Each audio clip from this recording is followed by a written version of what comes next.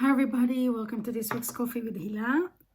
Today I want to tell you about Mech and Boaz, the two most beautiful people whose house got demolished by a Hezbollah rocket in Kibbutz Malkiya in the north of Israel.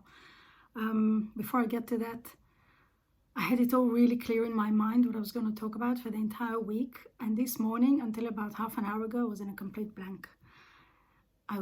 I couldn't figure out what was it that I was going to talk about after what happened yesterday, after the 8 soldiers that got killed in the armed vehicle in Gaza by the terrorists who planted a bomb or shot an anti-tank missile at their vehicle while they were asleep. 2 others died in a tank. One succumbed to his wounds sustained on the 10th of June. So we lost a total of 11 soldiers yesterday. 11 broken families, and the 8th, there was a woman called Hag Shaf. Her Instagram is HAGSHAF.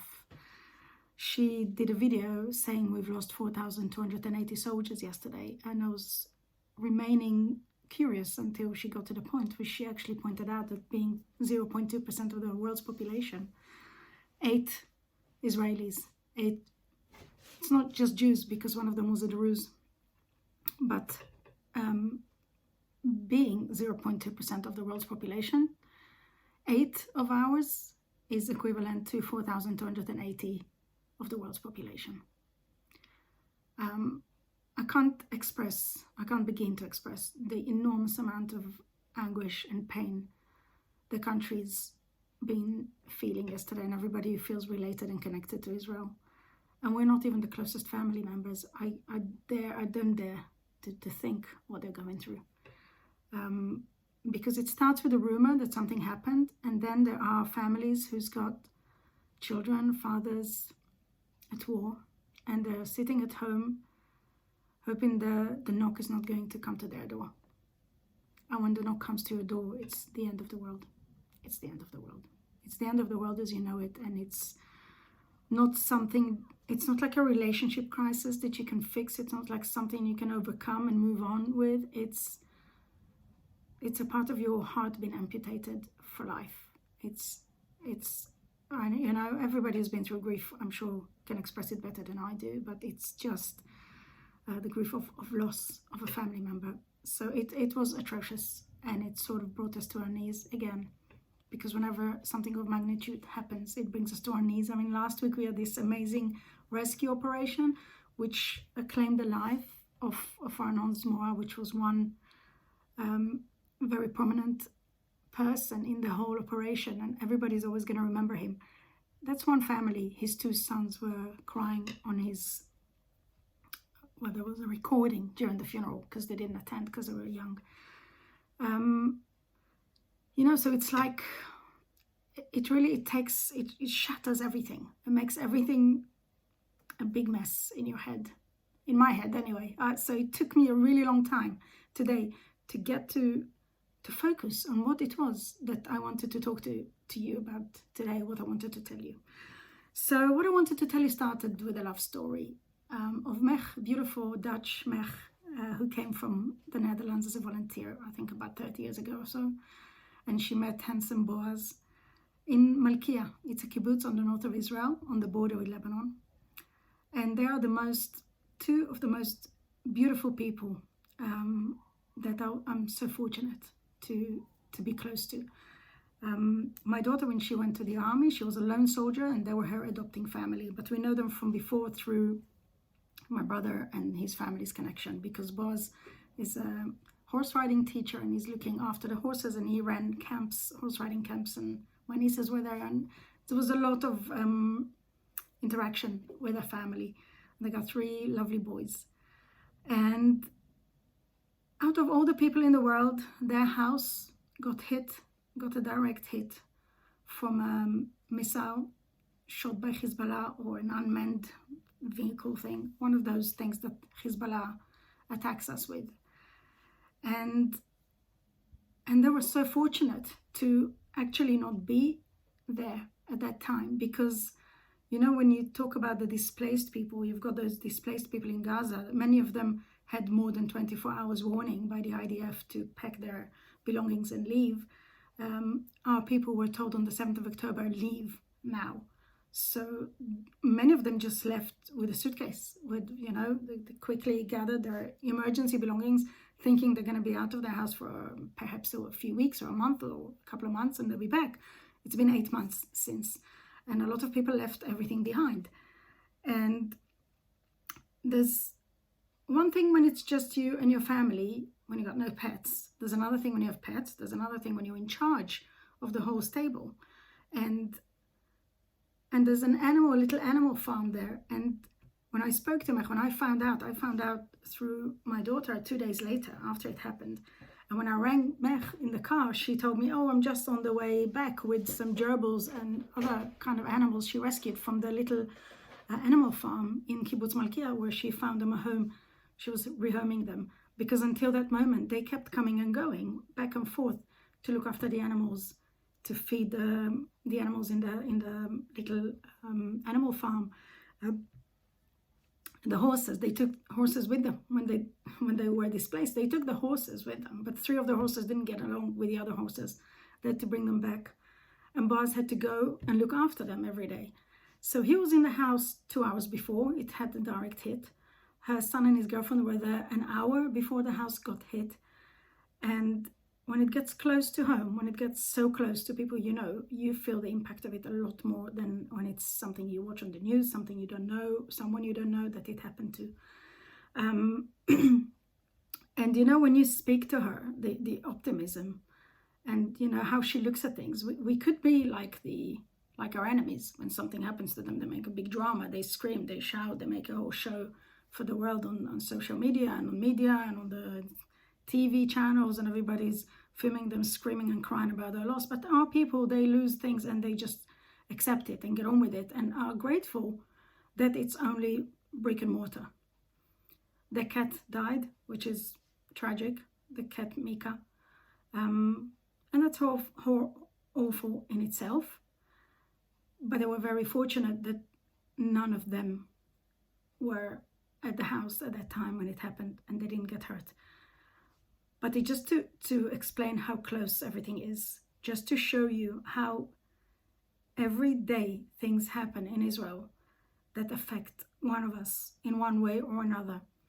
The north of Israel is not being portrayed on the BBC or CNN or any other media as much as Gaza, if at all. I don't watch TV, so all I get is people who are saying this you wouldn't see on TV, this you didn't see on TV. I don't bother, because I know they don't.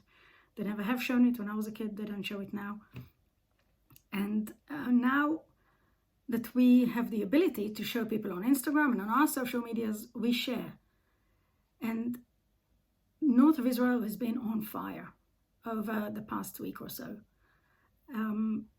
Apart from so many thousands of people being displaced for 8 months. You imagine being in a hotel room. A lot of them sort of left the hotel rooms and went to rent themselves. There's only a limited amount of money that people have to be able to do that, and only that amount of time where the government supports them with that.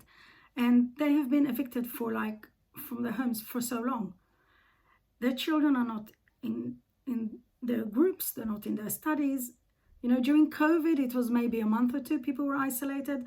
Now it's been 8 months. And people are being affected. And their optimism and the way they speak about everything, about being a potential, that the house, everything, she put her heart and soul into it. The whole kibbutz is Mech. She's got there's little bicycles all around the kibbutz that she painted and made them nice. And there's a whole lot of little places that she made really beautiful in the kibbutz, and her house is a symbol of that as well, because she cared about it. She was very house proud and always had guests around and always had people around and hosted Friday night dinners. And it's and a week before it happened, she told me she took all the important documents and albums and put them in the bomb shelter. I don't know what made her do that, but it was something from above guiding her to do that, and she actually made sure that these things remain, because it's not all backed up on clouds. Some of our photos are like the olden days, and they're you actually have photos and important documents that belong to the children and to the whole family, and everything was saved because she was there a week before and she moved everything. But she wasn't there only a week before. They kept coming and going, like I said, because people are displaced but the animals aren't. In another place in Israel, a chicken farm has been blown. I don't know if the chicken were there or not. In another place, it was very close to the cows enclosure or whatever you call it. And it's like, it's so much more profound and it's so much more complex than what you see on the news, than what you're able to experience from seeing the news in like an hour a day of oh, by the way, this happened here, this happened there. But Gaza, everybody's got their eyes on Gaza. And Hezbollah are the cause of all of that because of their determination to exterminate us, because they are committed to one purpose only, which is ruining Israel, ruining the only Jewish state in the world, and making our lives a misery. They are succeeding a lot, but we're not going to let them win, because our spirits are strong. And when you speak to these people, who are made from love, who create so much love, who brought so much love to the world, when you speak to Mech, who fell in love with Boaz, who created a family with so much love and is generating so much love around her. When you speak to her and you hear how optimistic she is and how she's able to look beyond her personal pain and say how grateful she is that it's not her who's one of her family members are held hostage in Gaza. And it's like, you always know that the things could have been worse. And speaking to her is so like awing. It's like, wow, she's such a great person, her and Boaz, I must say. And and my daughter, before the Nova, before she was there, she was meant to move back. She was going to move back to Malkiya. She didn't in the end. It's things happen which change people's course of life. It's like you have plans, you investigate all sorts of options for yourself, and then life takes their turn and forces you to change direction. So a lot of things like this have happened in Israel since the 7th of October.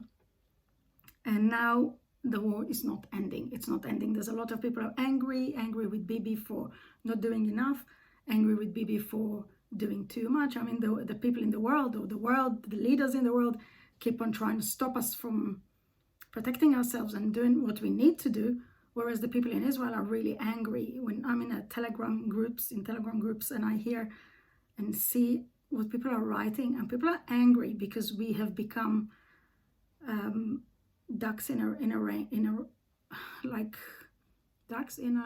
fire ranch. I don't know what you call it, but like we're just waiting there to be shot at, because the Hezbollah from Lebanon, they are attacking, and Israel is holding. I don't know how much longer we are expected to hold, but there's a feeling that sometimes you need to go full on, despite of what the world thinks. And we always think about the implications and financial matters and connections and relationships with the world, but at the end of the day, it's our lives. And if you look at it in micro, like if it was a man and a woman has to walk on eggshells to not anger her husband, and therefore she doesn't do what is right for her, then she ends up being a victim for the rest of her life. But when she says, "Stop that, I don't give a damn anymore," and she walks on those eggshells and she breaks those eggshells because this is the right thing for her, then she might get him angry, she might get him out of her life, she might suffer economical difficulties, but she will set herself free. And I feel the same way about Israel. I think Israel is in a way like this submissive woman in relation to the world that is oppressing her. And I think Israel is not a little girl anymore, and she's a strong woman, a strong individual who needs to take care of its population, regardless of what the world thinks, and do what is right for our people, because our people are bleeding, our people are hurting,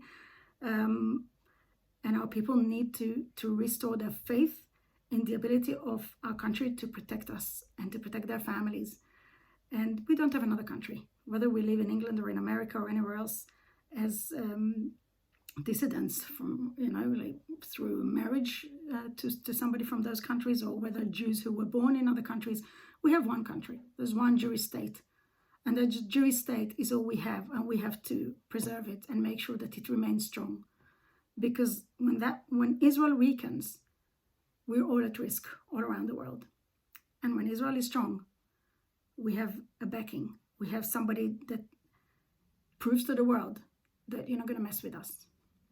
And I think it's really important to remember that. It's really important to remember that Israel must remain strong in order to provide for its citizens and for the Jews around the world. And we should all support Israel as well in order to achieve that.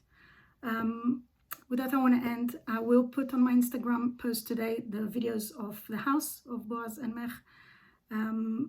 I did put it on my story in the middle of the week. It's hila.boyant.israel. I will share it now as a post, and so you can see what the house looks like, how everything's been torn to pieces, everything's blown up to pieces.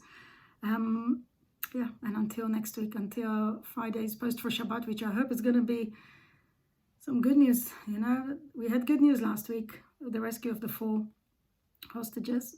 I want to have some more. I want to have some good news to share with you next Friday. Until then, have a good week and keep safe.